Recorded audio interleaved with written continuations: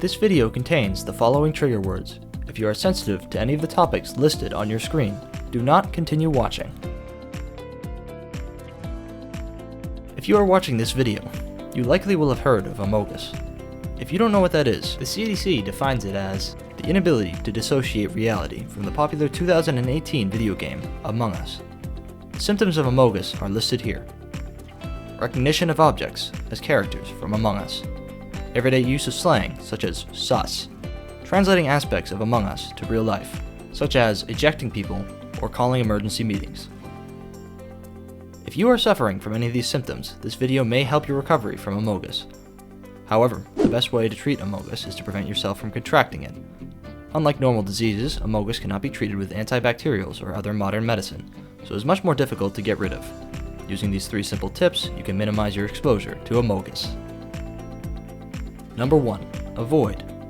The best way to prevent exposure to Amogus is to cut yourself off from all possible sources of it. Since we are currently in a global pandemic, shutting yourself away should be no problem. Avoid places that can contain objects that tend to evoke thoughts of Among Us.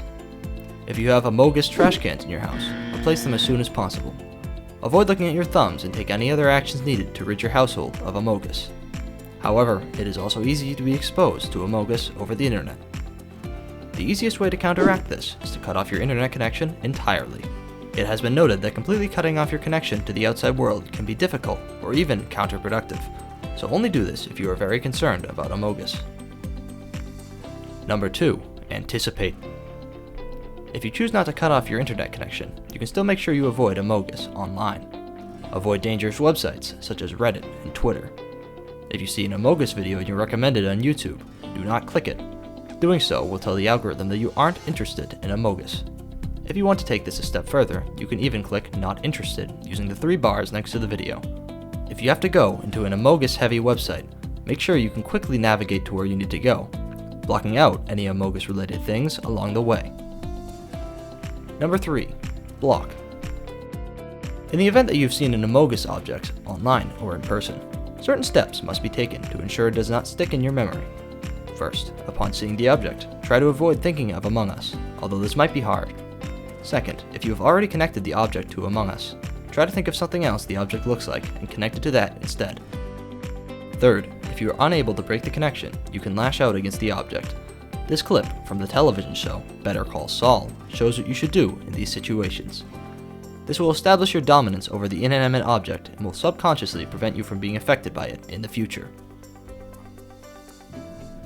However, these tips can only go so far.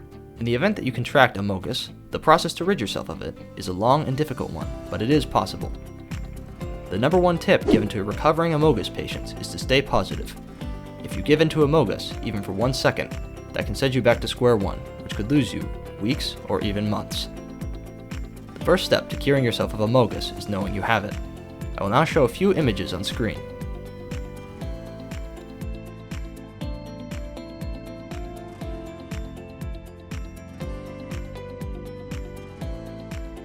If any one of these images reminded you of the Among Us characters, you may have Amogus. If you believe you are suffering from Amogus, steps can be taken to recover, although it is very time-consuming. First of all, you need to avoid Among Us imagery, online and in real life. This helps to establish a boundary between the video game and real life. Second, one thing that a lot of patients have found helpful is to attend group therapy, such as Amogus Anonymous. Talking with other people who have the same problem as you can help massively in your recovery. When you are at risk, it is important that you don't give in to peer pressure. If your friends are saying things such as sus, you're sus, and you're imposter, you're sus, do not join in. A survey run by the CDC indicated that 1 in 5 adults suffer from some degree of Amogus.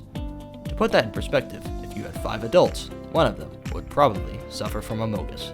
This number gets even higher when talking about children, where an estimated 1 in 3 show symptoms. In order to get a better understanding of how Amogus is affecting our youth, we talked to Dr. Jeremy Tu, an expert in Amogus. Yeah, so the number 1 problem in these children is that they're exposed to Among Us very early on, and they develop an inability to differentiate between the real world and Among Us. You know, they start saying things like the imposter is us in normal contexts, and it's just really embarrassing and sends them into a downward spiral. As he said, the effects of Amogus essentially stem from the game Among Us, but it is possible to play the game without getting Amogus. Of course, it is less risky to avoid the game, but if you absolutely must play it, I would personally recommend turning your settings down so the game looks really bad. Avoid using Among Us slang, especially sus, and other words associated with the game. Make sure your kids don't have access to any Among Us content and subscribe to the channel for more updates regarding this epidemic.